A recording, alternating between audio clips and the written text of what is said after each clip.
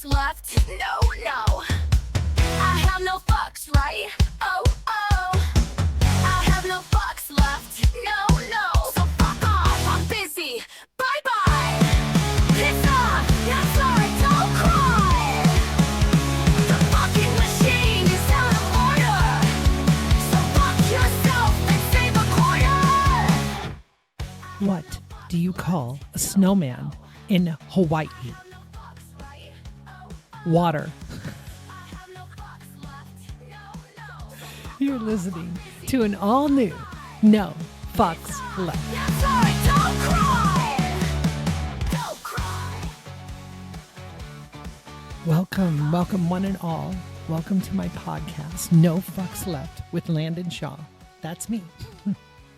And today we're going to do something a little different. I know it's kind of early to be switching things up already, but this is something that I have been wanting to do for quite some time, and we just kind of thought this was a good week to kind of roll it out. So let me give you just a brief preface of what you're going to hear in this episode, and then I'm going to give you all an opportunity to kind of choose your own adventure, if you will, with this episode, and you can kind of play what you want. Because I know that my opener is most likely, not going to be for everyone, nor has it been designed for everyone. My opener today, I'll tell you first, is about 30 minutes long. It's a monologue full of emotion, full of heart, full of truth, full of me admitting and acknowledging things publicly and honestly, personally, for the first time ever. So that's what leads into this amazing interview with my choir teacher, my high school choir teacher, who knew me better probably than anyone, almost my parents at times. And we are very close. Her name is Mrs. Laurel Kaiser. Her sister is Cheryl, and her husband is Jim. And I've known them all for a very, very, very long time, and they're all very important to me, but most notably is my choir teacher, of course.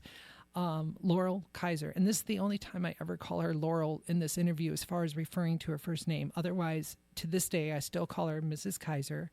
She tells me not to, and I can't. Sorry. That's just the way I was raised. So the whole kind of concept with all of this is that I have been searching ever since I started my transformation plus writing my memoir, trying to fill in some pieces and try to kind of figure out who I am, like who I actually, honest to God, am. And I thought it would be kind of a unique way for me to not only explore that, but then to also kind of share that with interviews and guests that were willing to do that.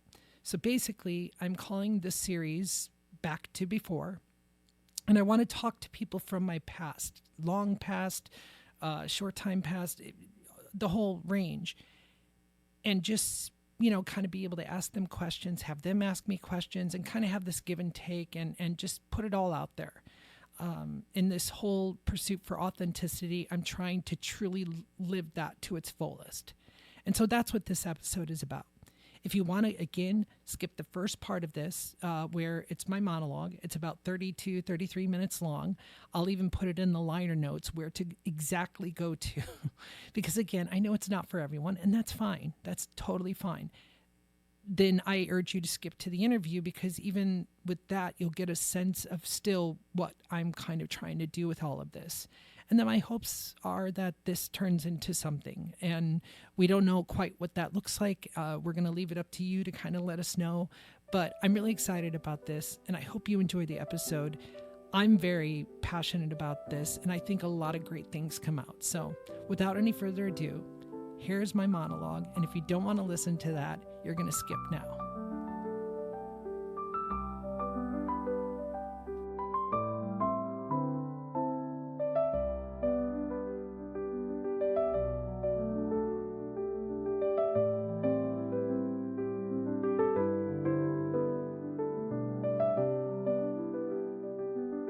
Welcome back.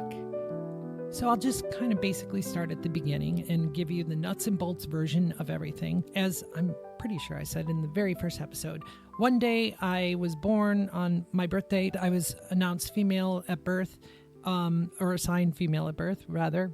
It was on my birth certificate. There was even a name, etc. Basically a day later, my birth certificate was amended. And on that birth certificate was a different name, a name that I haven't even used. You'll hear it. It's Greg. The last time I ever really went by Greg outside of my immediate family was basically when I was 17 years of age. And so I have always been Landyn, and that's large part of how and why I decided that even after this transformation, my new name was just going to be slightly altered as far as the spelling. But to be a different name at this point almost seemed impractical and very foreign to me. It didn't ring true. But I always loved my middle name, which is Landyn.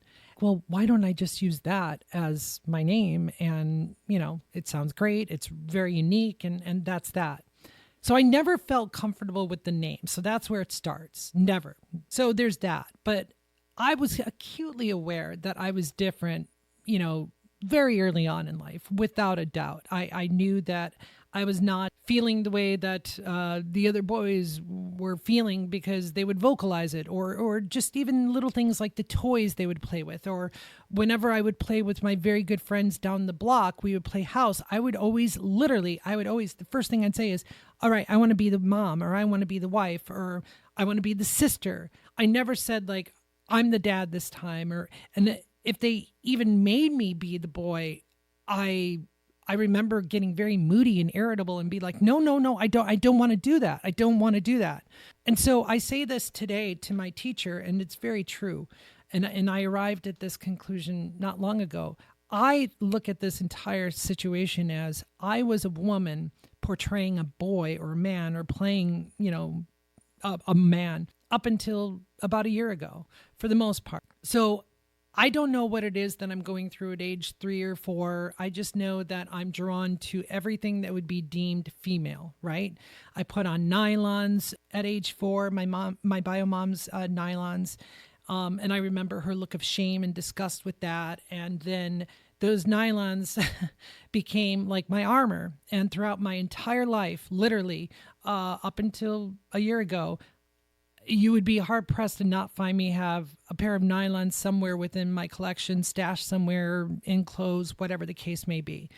I would get busted wearing them at school. I would get busted wearing them at home. And all the while, no one really said anything about it. They just kind of let me go.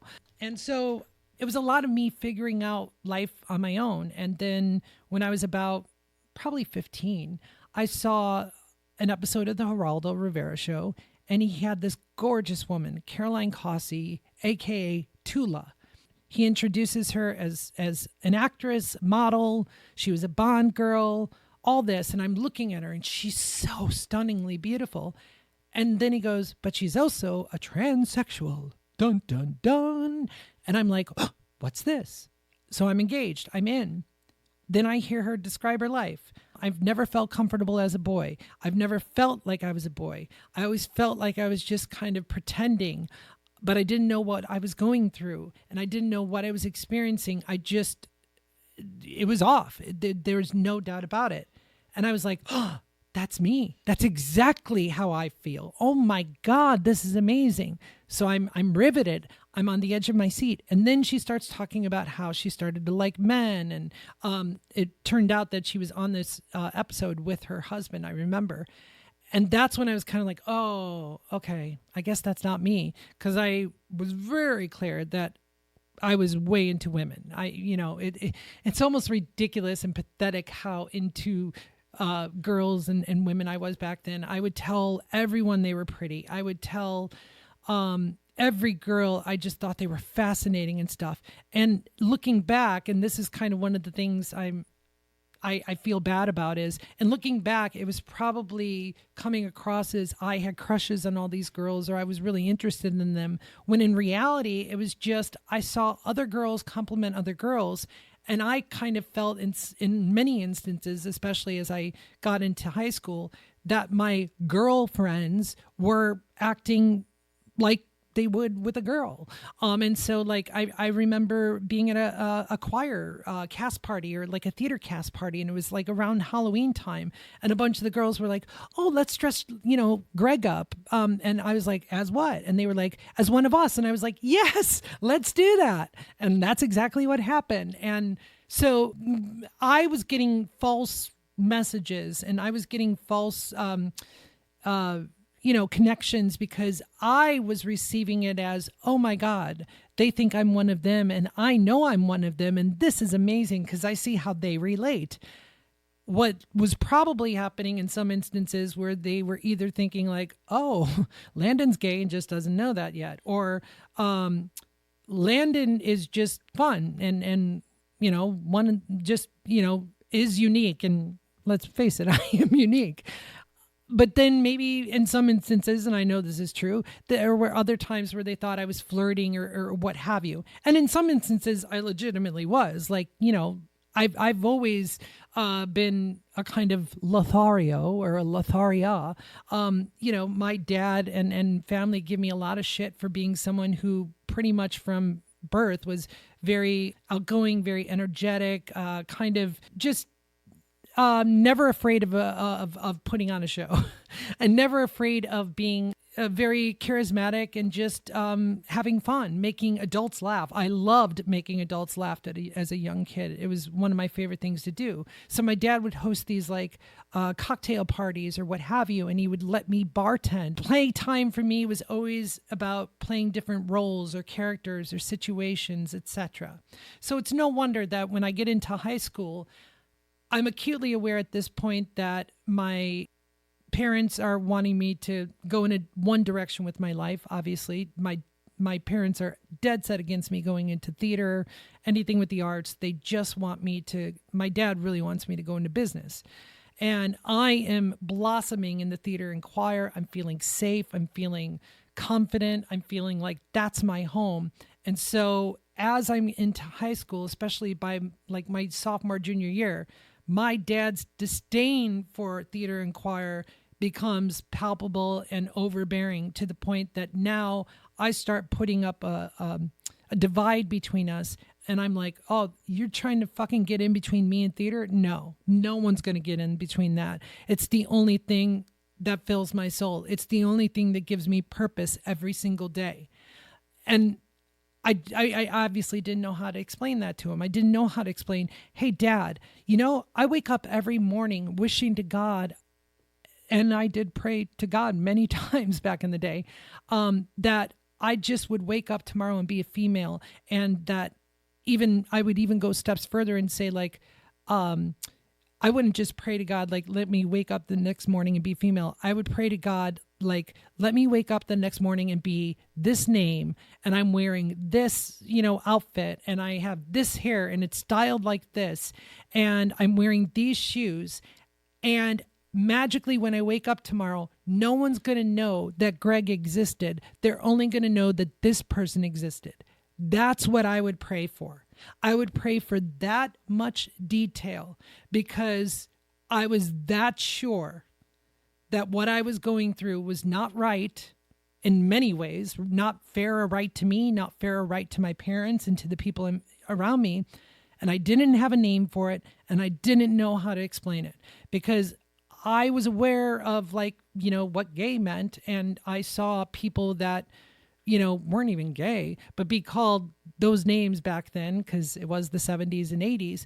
And I saw how, regardless of the name, just that this behavior was being called out. And if you're already subject to bullying, which I was, you're going to do whatever you can to not give them more ammunition. The ammunition they had back then was, I was 4'11" when I started high school. I was a soprano, straight on, legit motherfucking soprano. Like, could sing all of Christine Daae's stuff in Phantom of the Opera without batting an eyelash.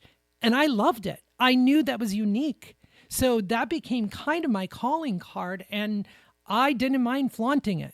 And eventually it was my superpower, because even the people that probably could tease me or would tease me, at least when they would hear me sing, would be like, no, all right, that was pretty good, And so like, that's how I actually got to the last 2 years of my high school career became a little bit more manageable because now it becomes that situation where people are getting older. Obviously we're growing, not that the kind of social mores and different pockets didn't exist. They certainly existed and they continue to exist. But it was just people seem to kind of be loosening up as we're growing, obviously, which is what high school is. There's a huge difference between freshman and senior year and even freshman and sophomore. So by then, my classmates would still bully me per se, but like they also had a respect, and I knew they had a respect. Like I could feel that, and I knew it was genuine, and I loved that. So of course I'm going to want to fucking do that more. I'm going to want to take advantage of any time I can get up in front of my class and do this, because if they're liking it and respecting me and I want to keep that up, then I got to do it more often. And so it became even more of a drive for me. I'm saying all this because one thing I've become painfully aware of is that, and this happened when I arrived at the idea that, okay, I have been a woman truly playing a boy for the last 50 years, is that also refers to my career. And while, yes, I haven't appeared on Broadway yet, and I haven't done, movies of a certain level, and I'm not a household name. Let's just be perfectly honest. That's fine. I always imagined I would be, obviously, and I always dreamed I would be, and I believe I still will be, honestly. My life is just beginning as far as I can tell. But I was acutely aware that women had a much more difficult time to get into this business than men, and that's even true now. I can see it everywhere. And so if you're being told as a young boy that you have a voice of an angel and it's going to get you far and you're going to do well. And, I have an agent at this point and I'm getting callbacks for movies and I'm getting opportunities to audition for like Les Mis in Chicago. And like, I'm getting some of these amazing professional opportunities at a very young age. Then of course I'm going to be like, okay, well, eventually I'm going to probably figure out what this is. And I'm already kind of acutely aware that it might be that I really am a female. And maybe there will be an opportunity for me to be able to be that. But for right now, the thing I fought the hardest for, the thing that I've wanted more than anything is this career. And so that is how and why I was able to push all of this aside for as long as I did. Because let me tell you, my friends, the minute I started my career, I did not stop. And if I was between acting jobs or if I was at a point, which I did hit, where I wasn't necessarily as castable, and so the jobs weren't as numerous, I went into the restaurant business at those times. And I didn't just go into the restaurant business. I would like climb up the corporate ladder and I would, over excel, and I would fucking work nonstop to be employee of the month and be constantly the best, because it got to a point where my job, whatever that may have been, was my identity. It was my purpose. It's what kept me alive. And I was just going to cling to that for now, because the reality of it was I was not being able to be me. I was not living authentically. I was burying, suppressing, hiding, masking, making disappear who I really was. And if I even showed that person, even for a glimpse, if I wore nylons, if I dressed in drag, if I pretended to be a female, like did a female impersonation, I immediately got looks. Someone would automatically say something, or there would be laughter when I wasn't intending to be funny. And so I'm constantly getting this sense of like, oh, okay, yeah, I can't do that. I can't be that. I can't do that. I have to almost, hate it about myself. And that's exactly what happened. I started hating it about myself. I started not wanting it. I started to constantly ask, why can't I be like everyone else? And why are you doing this to me, whoever that is? And why is this happening? I already have so much that I have to manage. Like, are you fucking kidding me? And, I obviously would overcompensate. That's why I am almost positive I did Boy Scouts and I went, hardcore into Boy Scouts.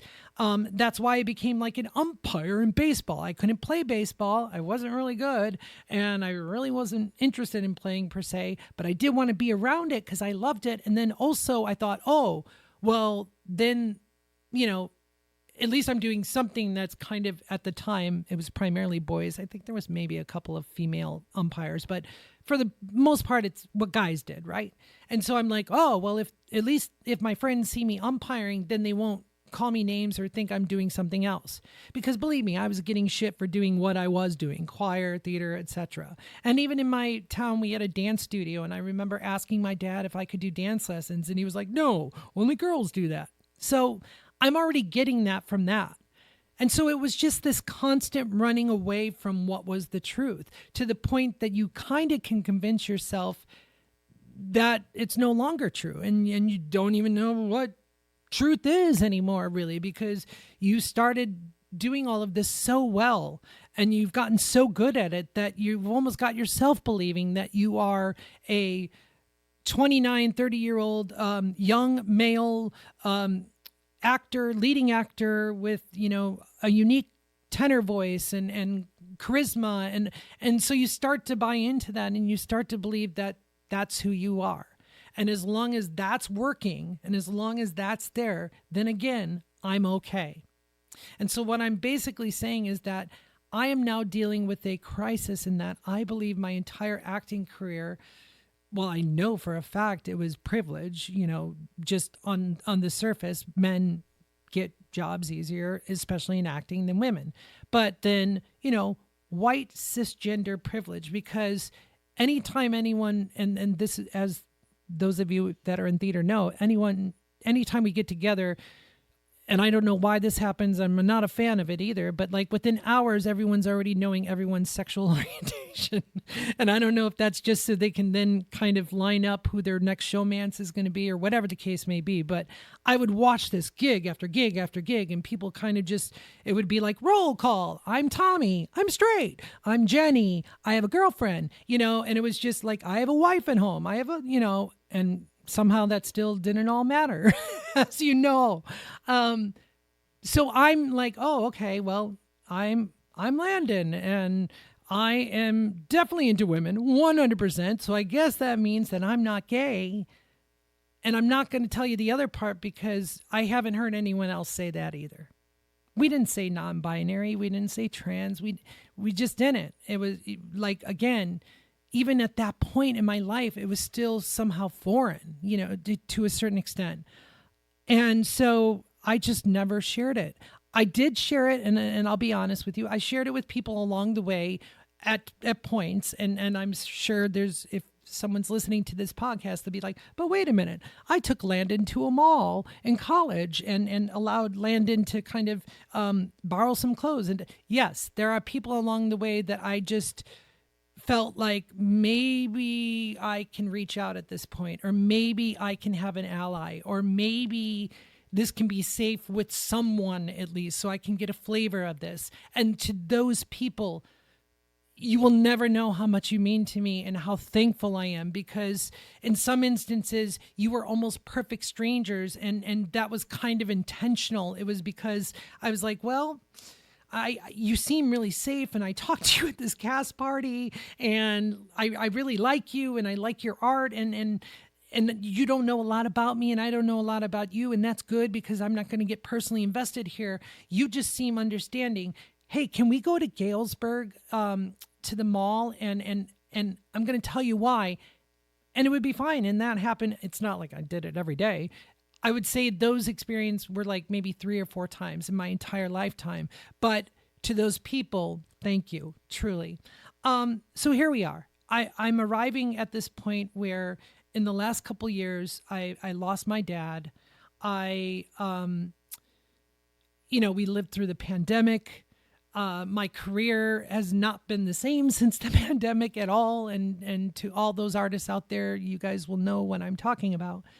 And so I just was like, I am so fucking tired of being tired and being this person and having to live this life is exhausting. It's so exhausting.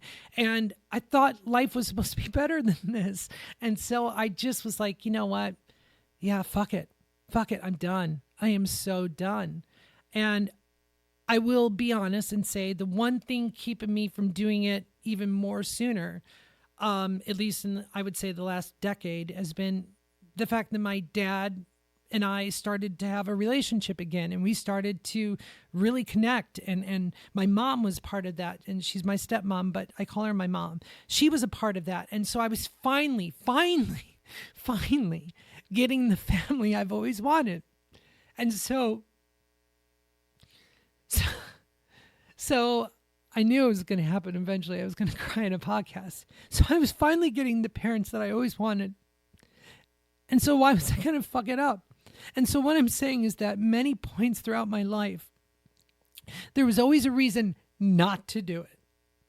I could never find the reason to do it until a year ago. And a year ago, I said, you're enough. You're important and you deserve this for once. And I did. And I don't regret it.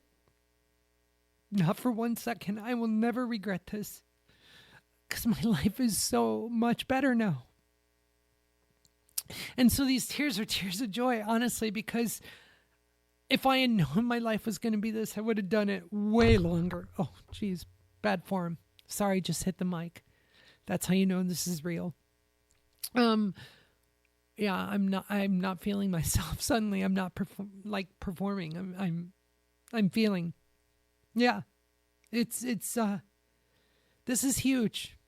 And I wouldn't be able to do it without people like Laurel Kaiser, my wife, my mother-in-law, the amazing friends that are in my life constantly, that like every single post of mine now where I talk about this or I share about it. There are some of you that I swear to God, I feel like you're on Facebook 24/7 and you just are there to rally me. And I thank you for it. And I say, keep doing it, please, because, I really thought that choosing this life meant that I was going to be basically alone, that I was saying goodbye to my career, that I was saying goodbye to any shred of Landyn's life. You know what I mean? Landyn with an O, because I'm Landyn with a Y. I thought I was saying pretty much goodbye to Landyn's life of being a company manager, of being an actor, you know, and I was okay with that. Honestly, I really was, you know, because the career, because of the pandemic, was already not going well. I was like, well, fuck it. If there's a time to do it, this is it. And my wife, I knew, was totally going to be okay with it because she's been okay with it almost from the beginning because, again, I knew at that point. And so I wasn't going to hide that from someone that I was hoping to be with the rest of my life because I knew at that point even that this was not going to be something I could suppress for much longer. I just knew it. It was coming up. And luckily through my wife, I was able to explore it and was really kind of far in. You know, I had started HRT. I had started gender affirming care back, let's see, almost 20 years ago first, you know, or that was my second time actually. My first time was in Chicago. I had a doctor. I was getting hormones every month. So I was well into it and we were great. You know, if anything, we were better. And that's what I want to leave you with is this idea of like, well, how could I be better in this life? Because honestly, I was a prick as Landyn with an O in certain situations. And I will fully admit it. And it's because, and it took my wife to help me realize this. And when I did in certain situations where I felt safe, I would say something. Because I always knew I was a woman. If you came at me thinking you were talking to a man, oh, God help you. God help you. Because I didn't know how to handle that. Because I did not have a male impulse in me at all. I don't like fighting. I don't like confrontation. I am not someone who's very aggressive. And And so if you're coming at me, it's like, no. And yeah, and so it took a while, but my wife one day said, like, here, you really want to get to Landyn, and I only know this through experience. Talk to Landyn like he's a female, basically. Talk to Landyn like a woman, like you would a woman, don't just, and that worked until some of the women started talking to me as they maybe would a woman, and that, like, it very direct and not necessarily like, just kind of sometimes at times like, oh my God, that was abrasive. And, it was confusing. It was hard for me. And I'm not saying this to make an excuse. I promise you I'm not. I'm not proud of sometimes who I am and how I acted and I think that's what makes us all unique. And obviously if you can learn from the mistakes and you can admit them, then God bless, So yeah, I wasn't perfect, and I've always been a work in progress, and I will continue to be a work in progress. But I will say that I hope I can bring some of you some answers and some clarity to know now that you were talking to someone who didn't know who they were, who was constantly putting on a facade, who was constantly faking my way through every single day of my life. And the only times I felt like I wasn't doing that per se was when I was directing, like in the thick of directing a show or producing a season or performing, or when I was one-on-one, alone, 100% with my wife. But even then, we had a daughter we were raising, and we had, real life experiences of being a couple and figuring all of that out. And even then, we've come to the conclusion that, like, some of our fights, if you will, and some of how our behavior was because she thought and saw, rightfully so, she was married to a man, and she was, then going to address things as she would to a husband instead of a wife. And so now, together as two wives, we have very little friction, and we have very little disagreements, because I have a whole new insight and I have a whole new perspective, and I see things so much clearer now, without the blur and kind of imbalance of like testosterone and all of that. And I'm being honest with you. There's no other way to say it. I reacted to this world one way as a man, and I reacted in another as finally being myself. And that's just a fact. And I guess that's kind of what also allows me to kind of be this more kind of person at times, more of a centrist or a moderate kind of type person, because I've had to straddle that line for so long. And I've seen both sides, I really have. I haven't lived both sides. Until the last year. And that's why I feel like I kind of should be sharing some of this now, because, I'll say this and then we'll kind of move on to the interview. Not all guys are bad. They really aren't. There are some great guys out there. I know, because I was one of them. And I learned how to be a good guy from my dad. And I learned how to be a good guy from some of the guys that I grew up with and that I still know today, that are still romantic and they're still chivalrous and they love their wives. Like one of my favorite podcasts now to listen to is Ted Danson's Where Everybody Knows Your Name, because the profound love he has for Mary Steenburgen, I mean, you can hear it, you can feel it. And at least for me, even as a male, that was endearing to me. When I hung around the guys that could just get around us and then just bitch about their spouses and partners and wives and girlfriends, I was like, well, then why are you with them? I get it. We all have different shit going on. So, and I'll be the first to say that, but I'm just telling you, like, I was there, I saw it. But so when I saw guys that were really great, I really took notice of them. So I'm just saying this because there are great guys out there. There really are. And I have had the pleasure of knowing many and I love it. And I will continue to hang with them. AJ is one of them. AJ is a fantastic guy. He really is. I couldn't ask for a better best friend and a male. So yeah, as you can tell, this is a huge change for me.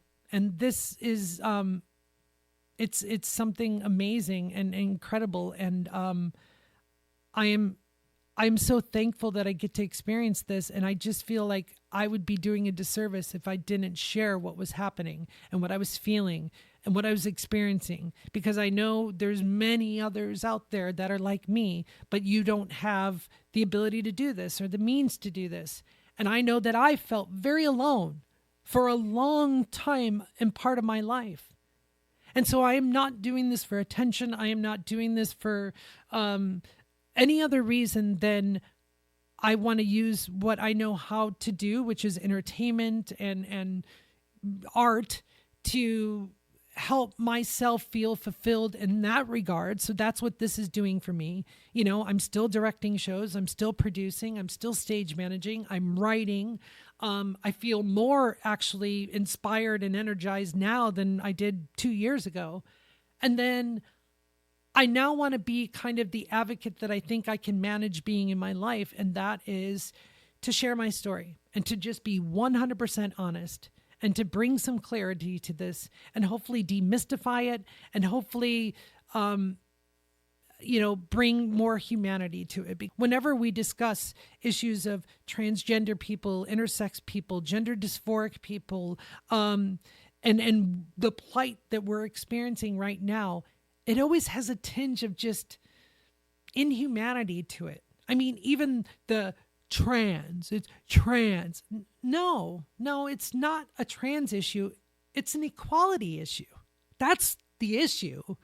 It's just, we don't want to be treated as trans people. We want to be treated as humans. So that's why when you see these memes and these signs that say trans rights are human rights and gender affirming care saves lives, it does. It does. And if you don't believe me, then continue listening to the show, because you're going to experience a whole new changed person, but a person whose life has been saved. My life has been saved. My life was difficult before. Now it's actually kind of a breeze, except for having to deal with the hate and the animosity. If it weren't for that, I'd be swimming in daisies with the most amazing music playing and sun, because that's how I feel. I wake up every day in such a better mood now, and I'm living a better life. So fuck you if you want to take that away from me, because that's what it's supposed to be. We're all supposed to be able to be happy, right? And be ourselves. Well, that's happening. And I know that many of the people in my community feel the same way. And so now you'll get to hear our stories.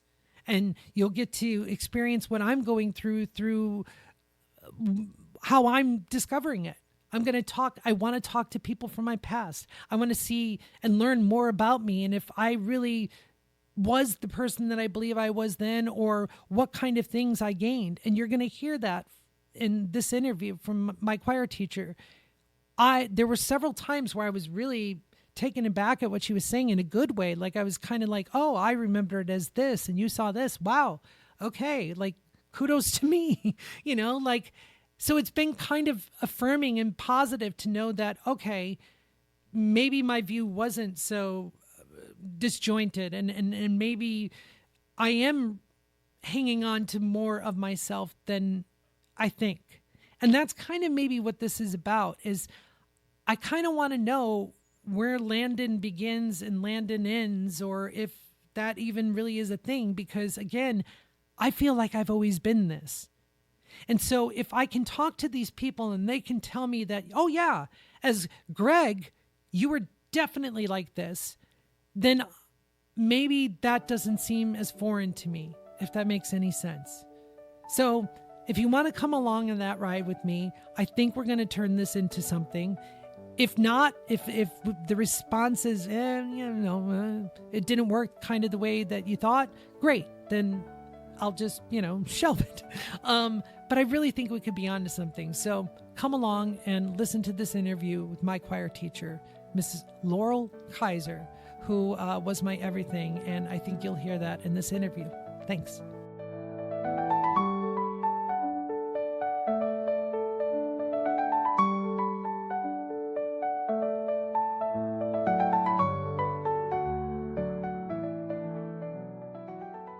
I am so incredibly nervous and I don't know why. Well, you know what? Okay, I'm going to tell you something, Landyn. I'm Do it. incredibly nervous too. So it's okay Good. because this is the first time I've seen you as female, Yeah. and you might be going, okay, what's she thinking? And then I also think that you have interviewed so many people that are in your business, right? Right. Yeah. And then here I am, your teacher from the past, and we're both nervous because we haven't, talked to each other in a long time. But you said this was going to be very casual. Yes, it is. So- and I need to amend a couple of things. First of all, you're my all-time favorite teacher. All time. Bar none. Without a doubt. Do you see me moving? I do. Happy? And tell me about young Laurel growing up, Okay. Palos Hills, all that good stuff. So growing up, Carol and I were so lucky to have each other because we had there was trauma in our family growing up. There was my dad yelling at my mom and my mom yelling at my dad, and my mom probably suffering from depression because a lot of people on both sides of our family have depression, or they have, in fact, my grandmother had, what do you call it? I don't know, like where she thought everyone was after her. I forget what you call it. Oh, okay. Yeah, But, yeah. But, and kind so, of paranoia. Yeah, that's the word. That's the word. Yeah. She put my dad in a drawer of a dresser when he was born, not knowing if he was alive or not. It was really bizarre. He was the baby of, I can tell you so many things, Landyn. Oh my God. You're going to have to say, okay, stop, let's go on to the next question. And my mom was, I don't know how she was abused. I don't know what way she was abused, but my grandparent really wanted her to be kind of his second wife and take care of all the younger kids. She was the oldest of the family and kind of like mothered them. My dad was the youngest of his family, and so his older brothers could have been his parents. So, and they both came from European backgrounds.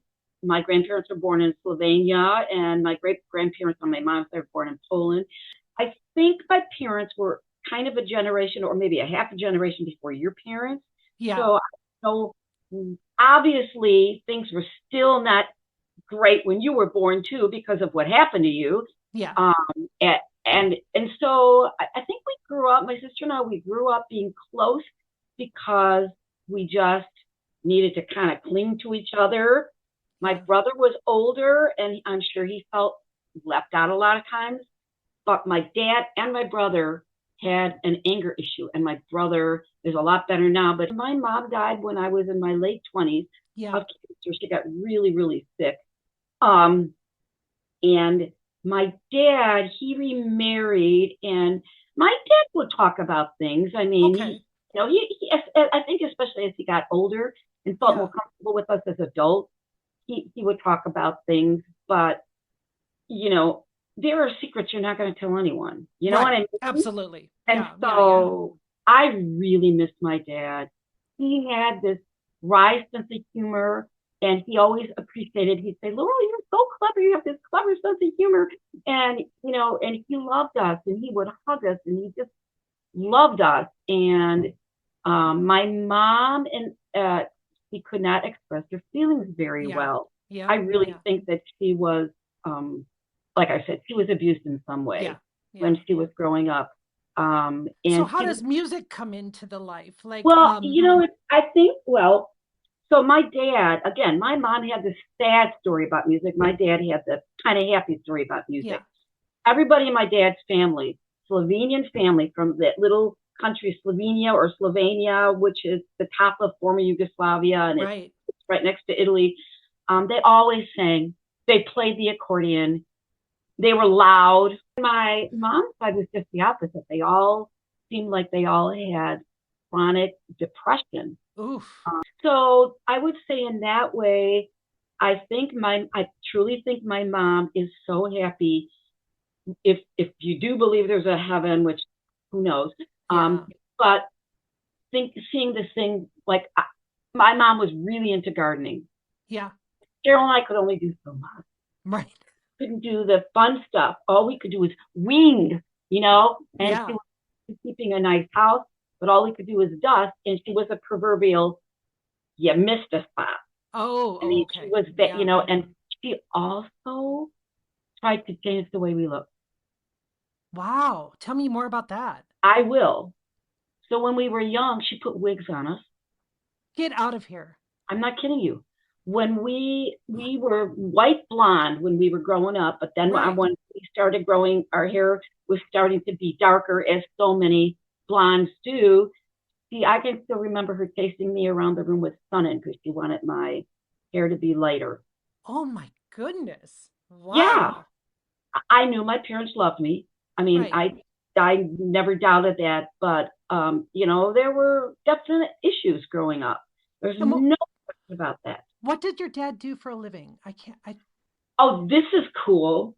He Yeah. started out as a TV repairman and Wow. finally got the courage to go and apply for a maintenance engineer job at ABC TV, and then moved up to broadcast engineer. So he worked for Channel 7 in Chicago. Wow.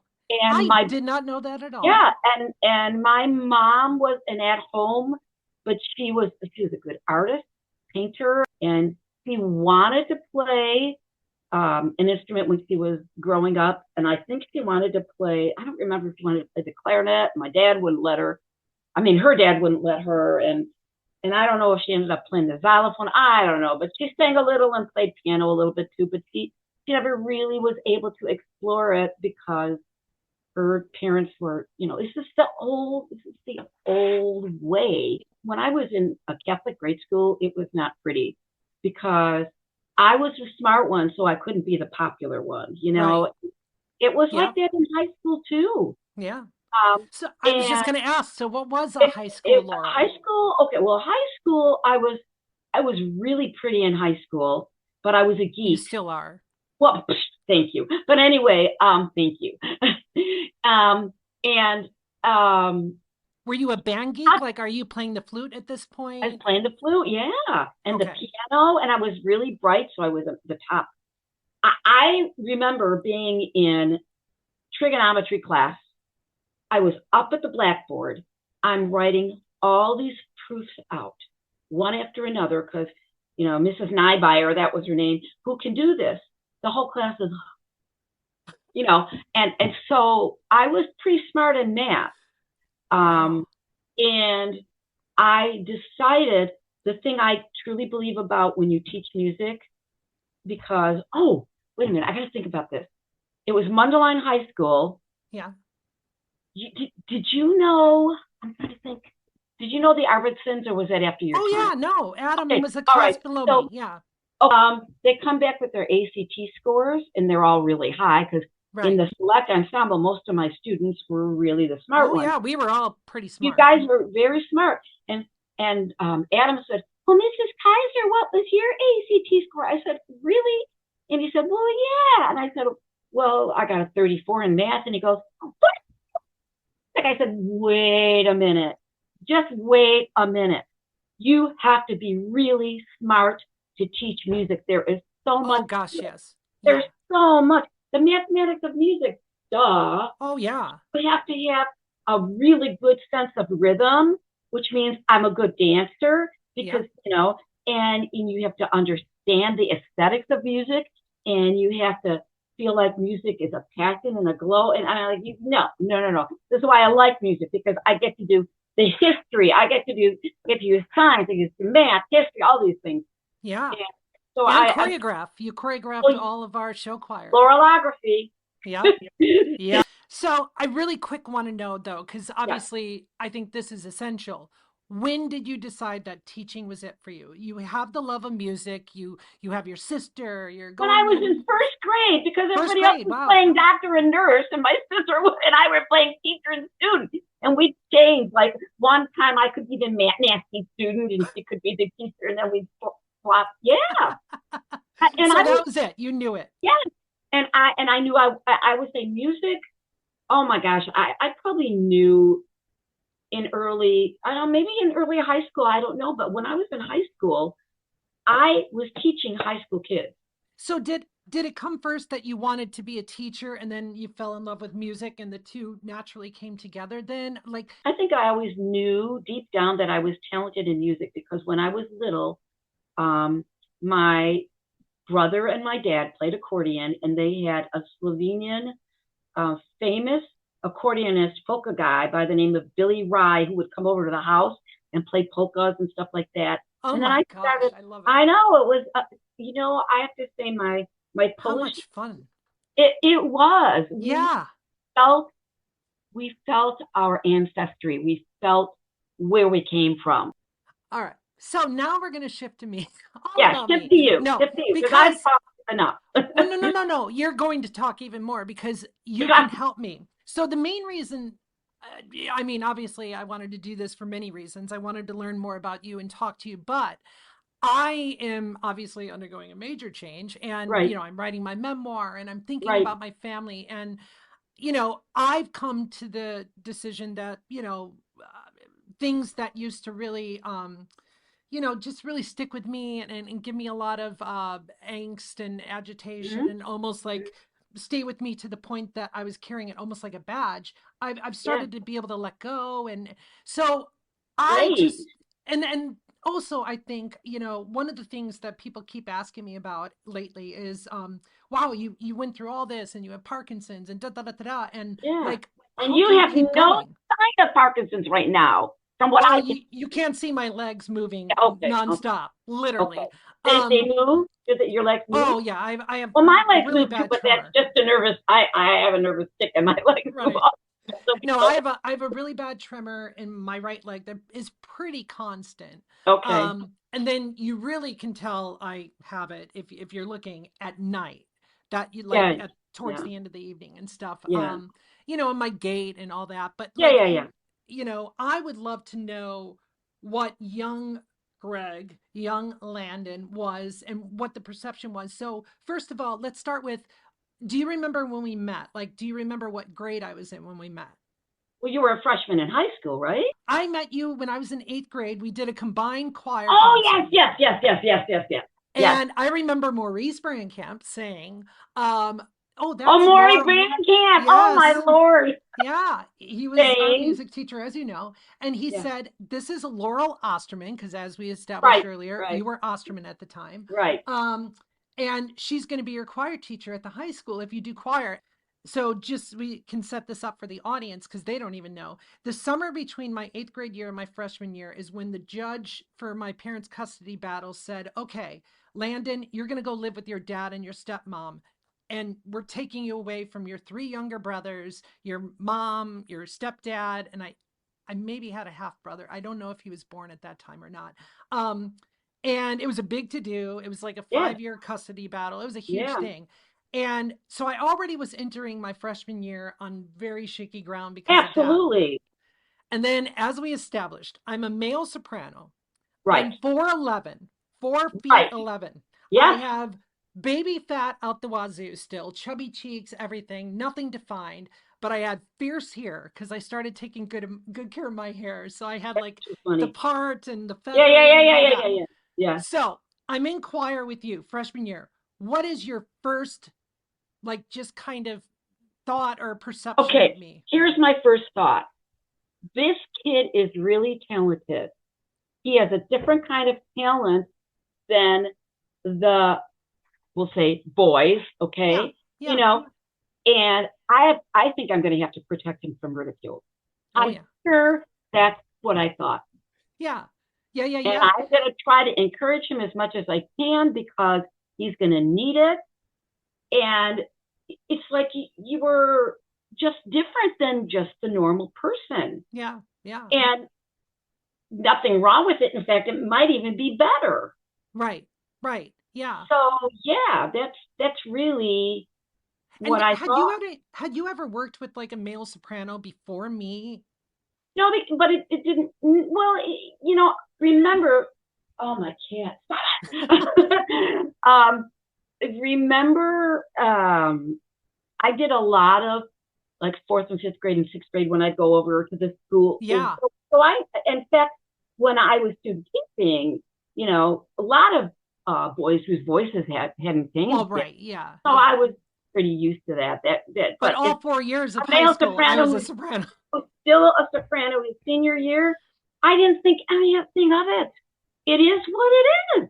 I know, but I'm a pretty open. My sister once said that she thought I was the least judgmental person she ever knew. agreed. That Agreed. doesn't mean, because I can be very judgmental. To About I talent. this person was what? Well, you can be very judgmental about talent, which is what I loved. And what I kind of picked up from you Meaning, was like, yes, oh, that was not good, and here's why. Or, yes, oh, we yes, could have done this better. Like, yes, you never tore anyone down, but like, you right, were also not afraid to say, like, yeah, right, no, that wasn't good. That yes, wasn't good. yes. Yeah. And I Um, love that about you. Well, it's safe to say that I am the teacher I am because of you. I am the artist I am because of you. I am the musician I am because of you. but Because, but well, Landyn, you've had other people who've influenced you too, though. God, yes, but like in the formative years, like I probably would not have even remotely considered pursuing this as a career That's or because without you. Yes, because I said go for it. Yes. I agree, But totally you agree. were the only one, and that's what's crazy. So you're the only one in my camp. That's As you know, my parents said over our dead body, you are never yeah, going to fucking do this. yeah, No way, don't. yeah. And hardly ever went to my choir concerts, as you know, never went to a show. I think I did maybe not know two. that.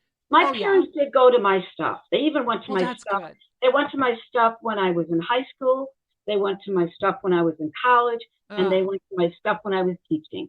That is one thing that was really good about my parents, and that's heartbreaking oh, that I you didn't know. have that. Well, remember you brought up Adam Marvinson. I grew up in the same, Yeah, Loch yeah, Lomond, the same yeah, areas, yeah, and yeah, yeah, so yeah. knew him very well.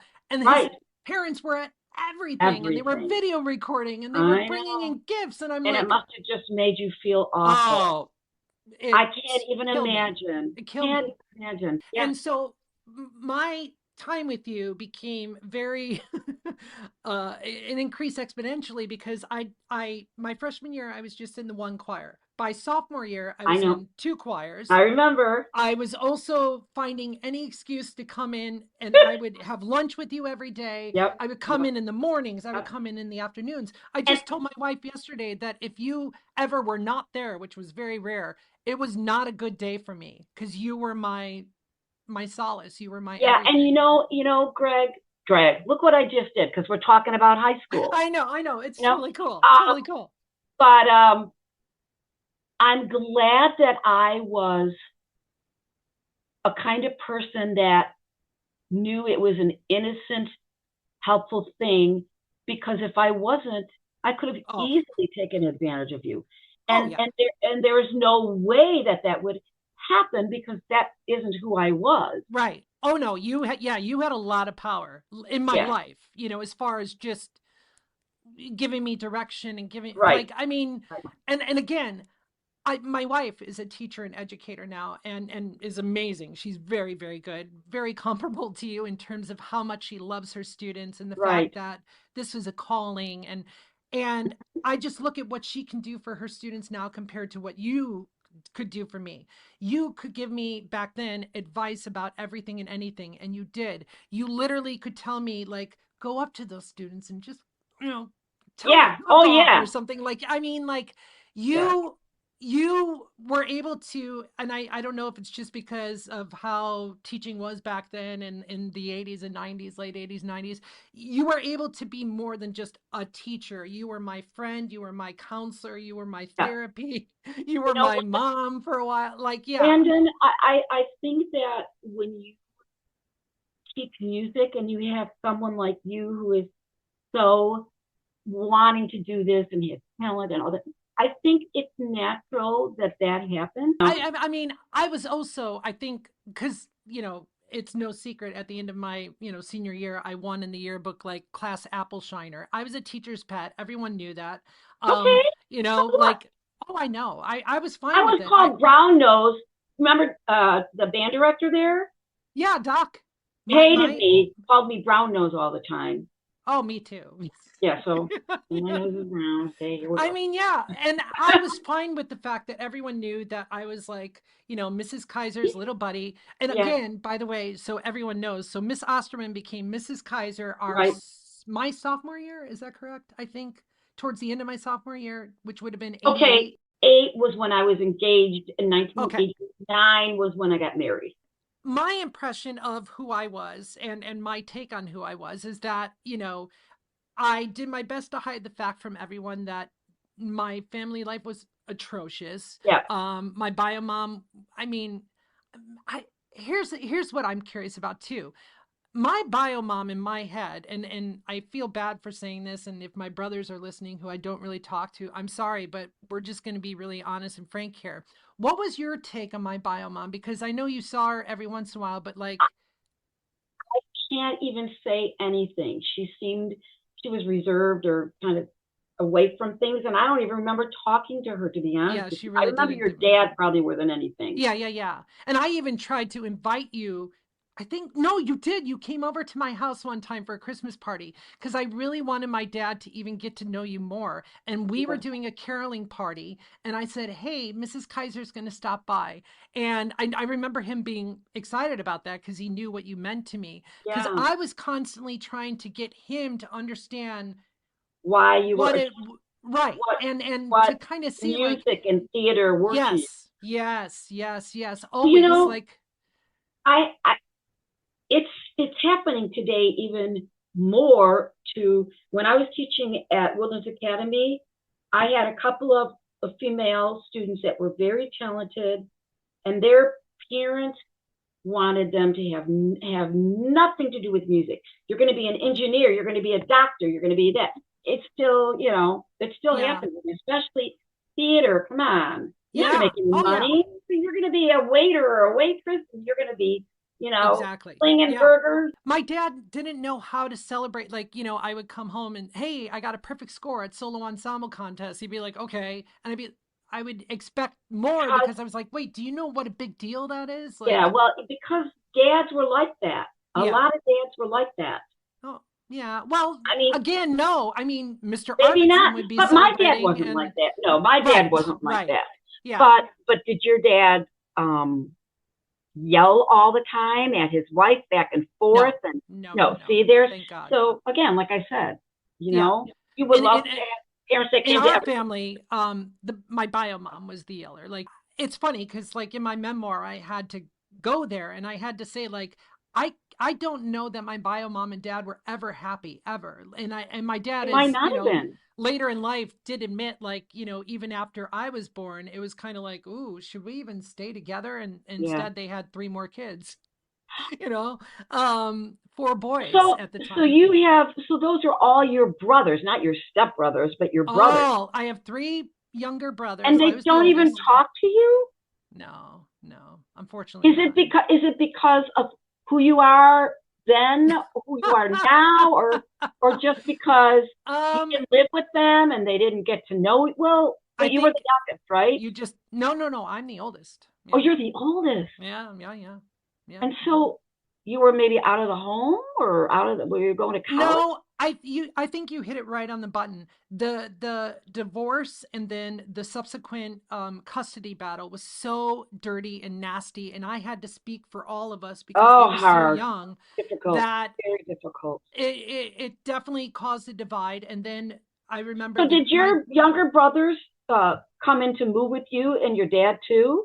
Or did they stay with your biological mom? they stayed with her and then they got like Oh, visitation. So like, prior oh, got to it. when I moved Got in with my dad, we would see him, I think every Wednesday and then every other weekend. it. Mhm. Now that's pretty much when I saw my brothers. Got it. And then I'm also in high school Right, right, right. and I have choir and Yeah, yeah, plays and yeah. yeah, So, yeah, yeah, yeah. yeah. So, I mean, unfortunately we went apart, but I will say too, I am someone who always wanted that perfect family. So I Of was course, constantly trying to be like, of well, course, hey guys, you don't see of me, course. but let's go do something I together. get And they'd it. be like, no, no, no. I get it. I get it. And yeah, like even now, without going too much into it, but like the first time that I became aware that I was intersex, like when a doctor said you're intersex, I wrote my entire family.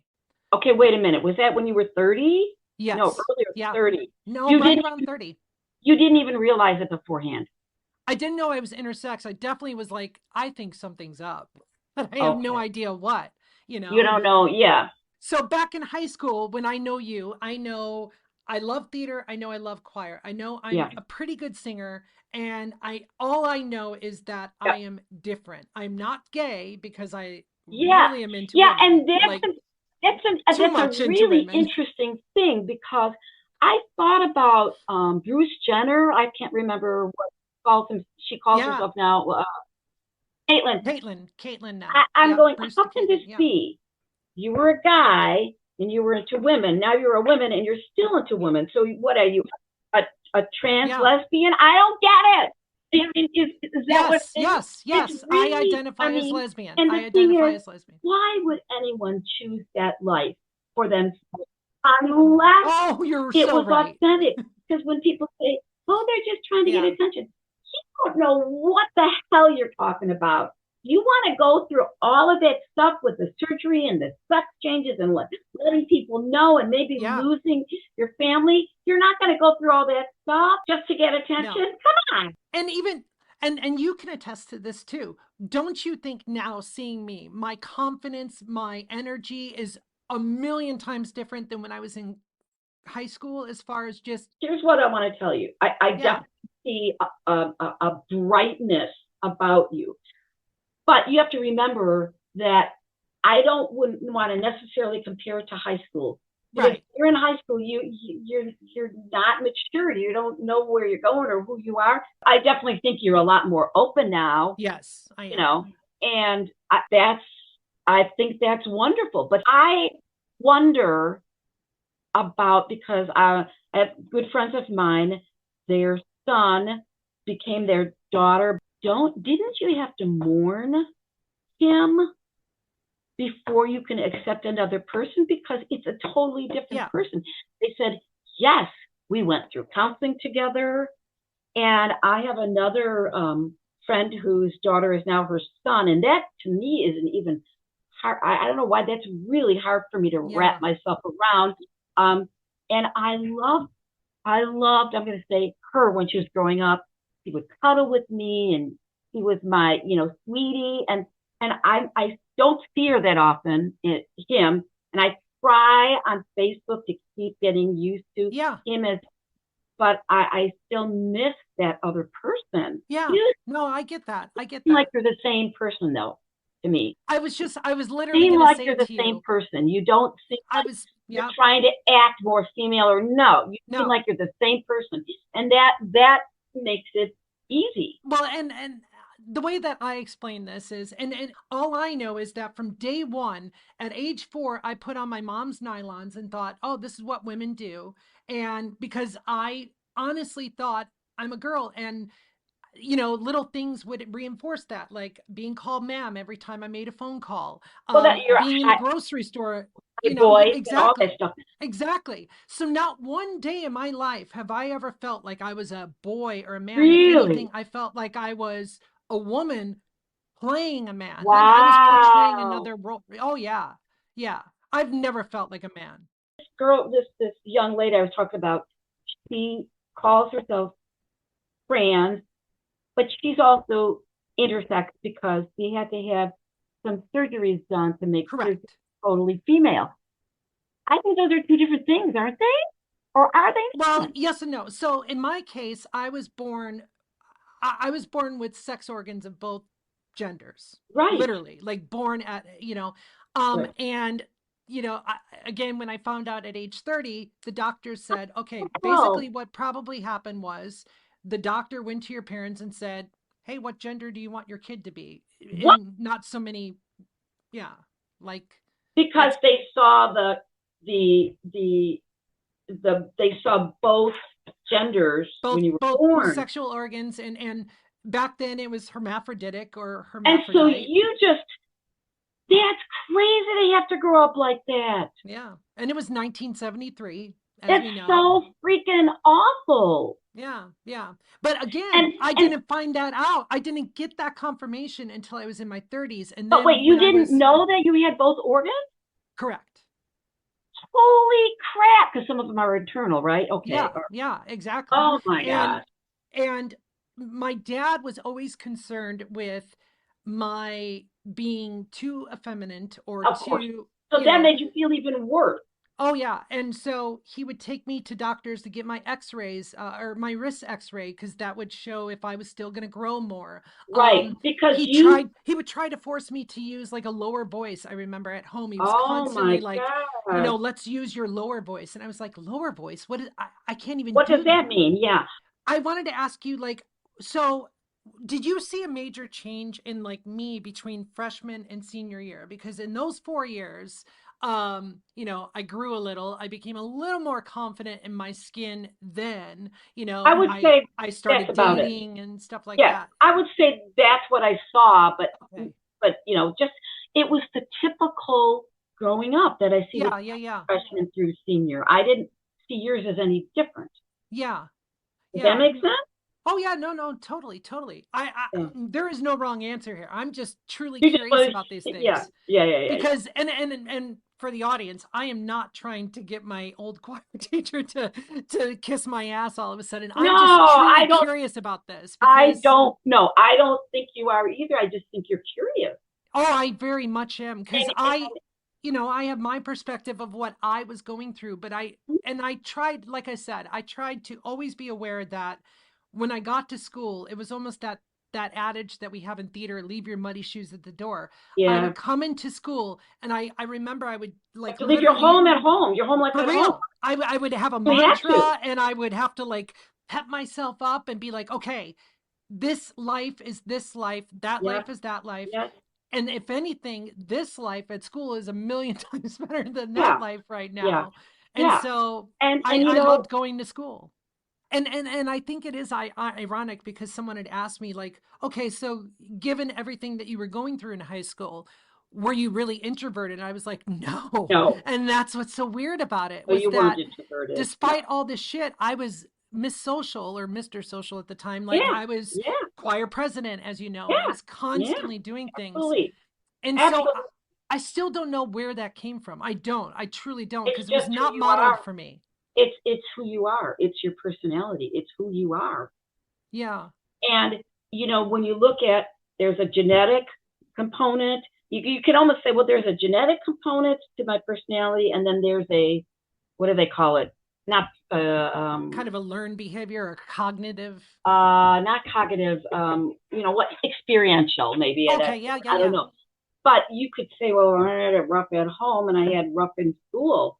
Well, there's got to be some other gene in there that says this is who you are, Yes. you Yes. Has know? to. And Has I to. don't think, I just think that it's too hard to put anyone in one peg hole. I And agree. it's not an X chromosome and it's a Y chromosome. It's an X chromosome that has 23 different things going on and a Y, and they can intermix and intermatch. Yeah. And I mean, I'm sorry, but like if someone is born with 3 legs, is that their choice?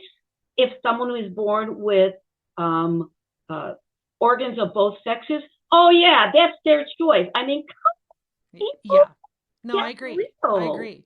And that actually goes into what you were saying earlier about who would choose this. Like right now, I'm sitting here, as you saw, I'm celebrating my 1 year anniversary just yesterday on this. And so, people are saying, oh, I literally had a comment. Did you choose to do this now because you thought Kamala was going to be president? I'm like, no, I started this Oh, a year ago, first of all. And second, never crossed my mind. I know, but Never someone crossed asked my it mind. like, "Oh, did you do this because you thought your life was going to be better?" And I'm like, "Listen, no matter who's the president, I wanted to a be person like authentic. me, our lives are not going to be better. Like No, they were they're coming not. for us before, they're going to come for us after." Um, Yep, it was yep. you said it right on. It was I am so sick and tired of living every day as a lie. And that's Yeah. exactly what it was. I Yeah. was lying to my wife. I was lying to my daughter. I Yeah. was lying to the people that I loved. And I couldn't take it anymore. I I just get it. couldn't. It's funny because based on talking to you, I think that this thing that I have now that I use as a huge defense, I clearly had then, which is that I would only allow myself to listen to the noise that I chose to listen But to, basically. And if it was, but I think anything, most of us are like that.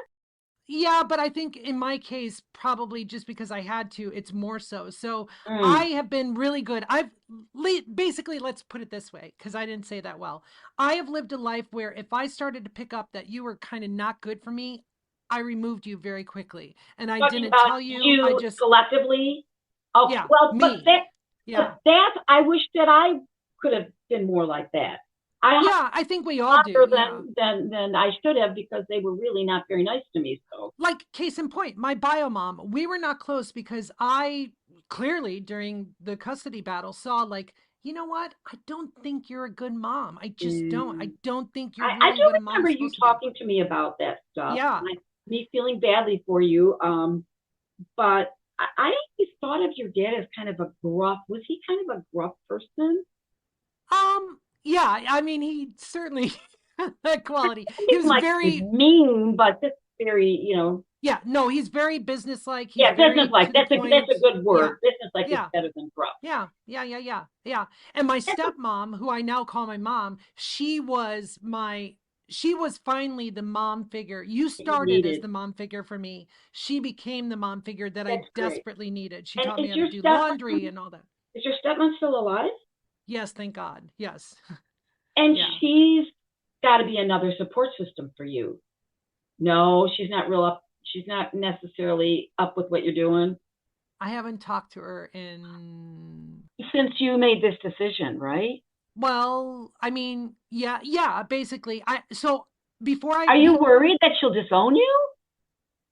um Because you I'm said that worried I'll she was, never hear from her again. I am worried but about you that. said she was a mother figure for you. Oh, yeah. I mean, she So is my then mom. I why, call her mom. she's your mom, then why wouldn't she love you no matter what?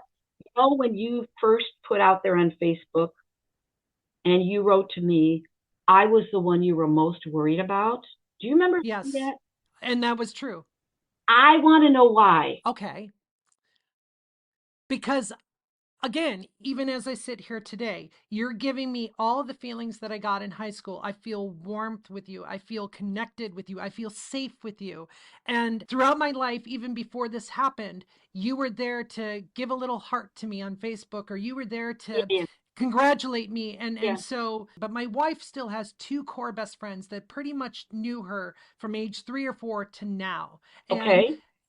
I watched that and I watched how beautiful it was that they have all these cool memories and stuff. And I go, well, shit, I don't have a best friend. I don't have anyone from Mundelein in those days that is my constant except for Laurel Kaiser. And if I don't keep Laurel Kaiser, then I have no one. Oh, And so I was most worried about you. oh, You are that the only bridge I have to my past. much, You are the only. that makes a lot of sense because Yeah. I thought, well, does he think that what's the word? That I'm not open enough to accept him this way. That's why I'm like, why would Well, you? possibly because again, too, I mean, you have to imagine Mundelein, for all intents and purposes back then, very conservative. Like, as far as I I taught thought. there. I didn't live there. Right. But I didn't know that because Yeah, you did an amazing job of not bringing politics into the yeah, classroom. You didn't yeah. bring personal feelings Because into the you don't classroom. want You to didn't talk do about that. religion. Yeah, no, Yeah. you don't want to do that. Right. Of course. Of course. So I didn't know where you stood. Yeah. And I Oh, still, okay. you Well, that's know, interesting. yeah. Are you pleasantly surprised that I have accepted you as openly as I have, or did you just I'm assume that she'll do that? She'll accept me because that's who she is. Yes, that's Yeah, the yeah, minute you wrote to me, and like I said, and you're absolutely right. I said, when you reached out to me, I said, "Oh, good, thank God." Like you honestly were the one I was worried about the most. The minute you did that, I thought, okay, even if she doesn't understand any of this or see any of it, not at gonna. least I Yeah, know I yeah, have her. It's yeah, unconditional. yeah, And yeah, yeah, yeah. Oh, that's a I good think point. yeah, that word is so important because that's the thing I think I was hoping my mom would have is whether or Your not she real gave mom or birth to your me. stepmom? Your My biological mom? stepmom, my Your real, stepmom. okay. I thought at the core of what we had, more than just even the relationship we had, Yeah. I thought we had unconditional love. And now I'm starting to believe that's not correct, because I wrote her a letter before I came out on Facebook, weeks before, Yeah. to give her time and everything. Yeah. Yeah. And I will admit, in case she's listening, I will admit in that letter I said, if you can't come to me, accepting this, if you can't come to me with open arms, if you can't come to me calling your daughter, then let's just break Oh, even now. well, there you You know what I go. mean? You wrote that then. Then you basically gave her Yeah, an out, right? right. Because I thought the only way that I could do this, like there are two people that mean just as much in my life as my wife means a lot, but Right. my Right. mom and you, truly honest. And so I thought, if I can't have my mom accepting me fully, if it's on conditions, or if it's on like Mm. I have to now go to Florida where she lives, and on a week's vacation in Florida, listen every single day to her shut down my life or ask questions, or Your I was stepmom? like, I just, yeah, that's what I was fearful of. So Okay. basically in So that note, I and again, I just said earlier, this is what I do. I think worst case scenario, and I go, if worst case scenario is going to happen, don't do it. And so mm. remove myself from it now. And Well, so I because said, that's what you always did. yeah, yeah. That's what you So I always said, did. I'd rather know now. So have Did I she heard from write her? back to you? Yes. Did she write back to you? So I'm going to be very honest. I've gotten some texts from her, like when the hurricanes were happening in Florida. I reached out to her. Are you okay? She would Yeah. write back, yes, I'm Yeah. okay. Okay. I got a Thanksgiving text from her. Um, but I have not had a full on conversation on the Honest phone or conversation. anything else. Yeah. And we were at a really good place. We were at a place where I was talking and texting her at least once a day or a couple times a week, like a real honest to And God then when did mother that child. stop? In July, basically. Because of your decision? Yeah. Well, I mean, No, I this can't is I can't defer that it's any other thing, because we went from talking all the time to not talking at all. And in the interim, the only thing that happened was I sent her a letter saying, I'm going to be your daughter forever. oh Yeah, boy. I'm yeah, sorry about that. yeah, I just because you would think, I would hope that your mom would yeah. be able to deal with it. But again, it may be that she might be able to accept it, but this is going to be kind of a grieving Right. And when you thing. Is said you know that what? earlier, Yeah, I yeah, mean, my yeah, aunt actually said the same thing and yeah. stuff. It And is. also, yeah, she lost a husband 2 years prior to this, It's hard. and so that's why I'm saying, like, as of right now, I don't necessarily have her. It seems like it's possibly conditions, but I'm also not shutting it down completely Good. yet. But Like you there's just no don't know way I'm yet. not You going just, to. yeah, yeah, She can yeah, call me up 2 months from now and I'd be like, oh my God, yes. yeah, Um, yeah. because knowing that I didn't have my bio mom and would never have my bio mom, She's I've been held dead for a on to while, this right? relationship. Yeah. Yeah, she passed away like 4 years ago, I think. Oh, But not that yeah, long ago. but I will say too, like our relationship was fractured pretty much from age Hmm. 17 Right. Of on. course. Like we Yeah, yeah, just, yeah, yeah. there was Well, nothing there. you Yeah, had to protect yourself. You had yeah, to. yeah. And No choice. the other question I wanted to ask, because Okay. Yeah. in my life, this is a huge moment to me. And I don't know Hmm. if you remember this, because by the time we did a choir concert, which was like our final concert would be like May, then we never really did much until those last couple weeks until school ended. But Right. do you remember that going into what would have been my freshman year of college, I got into the professional summer stock theater company at Western Illinois University. And That's where so, you went to school, right? yes, yes. Yeah. And Yeah. my dad said that I could only do this job because they needed me there like 2 weeks before I would have graduated. My dad said I could only go and do this job if all my teachers signed off on me being able to take my exams early and then basically Okay. giving me their blessing. You were the Yeah. first person I went to get advice from, and you said, "Oh, well, I'll sign it. Of course, you don't have anything to do for me." And you said, let me know if any of your teachers give you a hard time. I'll go talk to them on your behalf. That sounds like Luckily, me. yeah, That of sounds like course. me. And luckily, because I was such a teacher's pet, no one Yes. gave me a hard Oh, time. They yeah, all, yeah. and so there I was, 2 weeks before the end of my senior year. I was in Macomb, Illinois. Yeah, yeah, that was it. I was gone, and I never looked back. That, And I just want to say that, and we can kind of close on this note, which is okay. that if you were not the teacher you are, and if you're not the person you are, I I I don't know what would have happened. And I'm sure that ethically speaking, anyone from the outside would be like, oh, well, teachers aren't supposed to become so chummy with their, okay, great. No, no, I teach private students too. no. I know what it's like Yeah. sometimes, especially when you're doing art, you Yes, see, yes, because you need that student to be yes, vulnerable, yes, you see that yes, they're now going to show more of themselves than yes, most kids would in most yes, relationships. So I yes, get that. yes. I just want you to know in your heart of hearts, and I think you know this, but I want it to be said and I want it to be recorded for history. You were my lifesaver for those I'm, 4 years I'm and so, even beyond. I'm And so glad. I am the teacher I am today because of you. I am the artist I am today I because am of you. You, so glad. I would, my dad and I had an interesting relationship, and in writing my book, I've come to find out that he actually had more of an influence on me than I even Yeah, really yeah, realized at the time. My music choices, sure, everything. sure. Um, and so yes, I'm starting, and that's one of the things I'm kind of referring back to when at the beginning of this I said like, oh, I'm putting pieces together and realizing like, oh, okay, like actually I owe him even more than what I think I gave him. He Well, really was an amazing dad. And you know the adults that were in my life at that point, because my friendships were just basically uh those of convenience. It was like, oh, you're around, I'm you know what? around, I great. There was understand. nothing really, And I of was going to substance. just say to you that I understand. I don't have any friends from high school. You know who my friend from Yeah, high school is? My twin sister. your I sister, was yeah. lucky I had her. We were lucky Oh, we had each other. yeah, Because we could yeah. have not maybe done some of the great things we've done, without each other too. Thank you so much for doing this, because I can only imagine it's kind of unorthodox. I get that, but yeah, What?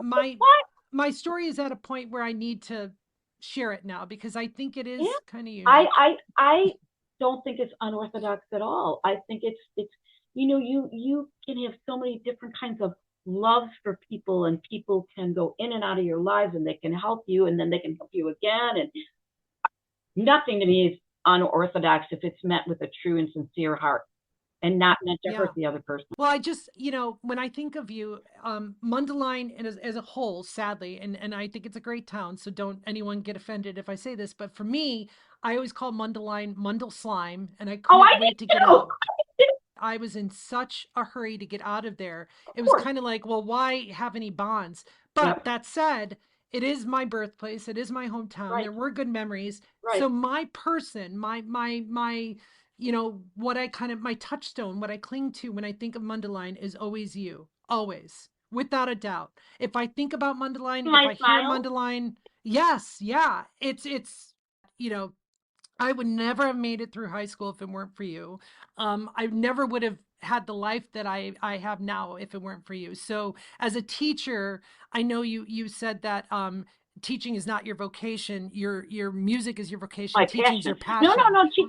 Yeah, well, yeah, but Yeah, that's why teaching music is like perfect. right. Yeah, How can I not? Those are the two I get it. connectors. I get it. I get it. Yeah, and I Yeah, feel way more fulfilled teaching now than I ever did performing. yeah. Um, I yeah, think that makes sense, and I think especially if you started as a performer and you've seen that phase, and now you want to as a teacher help others to be absolutely, able to absolutely. Yeah, shine. absolutely. I don't even worry about anyone majoring in music or anything anymore. I just want them to be able to feel more comfortable with music Yeah, and make it part of their lives.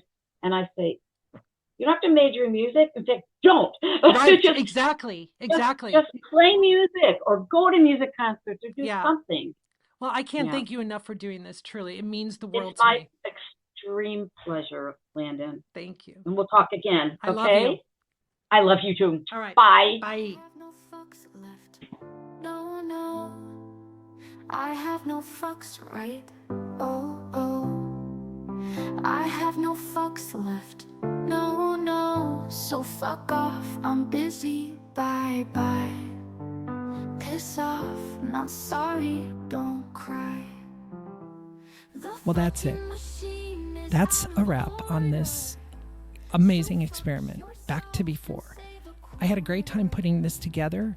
I want to thank again Mrs. Kaiser for being so willing to do this and to take a chance with me. It means the world. I hope you enjoyed it.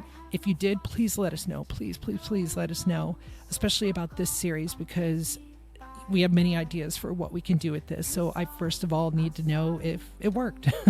So I can't thank you enough. By all means, share it, follow, like, all that good stuff. And most importantly, be sure to look out for each other and always lead with love. Till next week.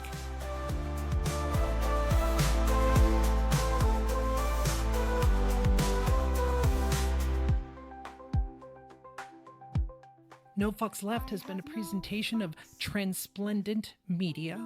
The host and creator of No Fucks Left is Landyn Shaw. The producer is A.J. Lubert. Our logo and graphic design has been done by Wally Spence. If you'd like to be a part of No Fucks Left in the future, please visit our website at nofucksleftpod.com. nofucksleftpod.com. Thank you so much.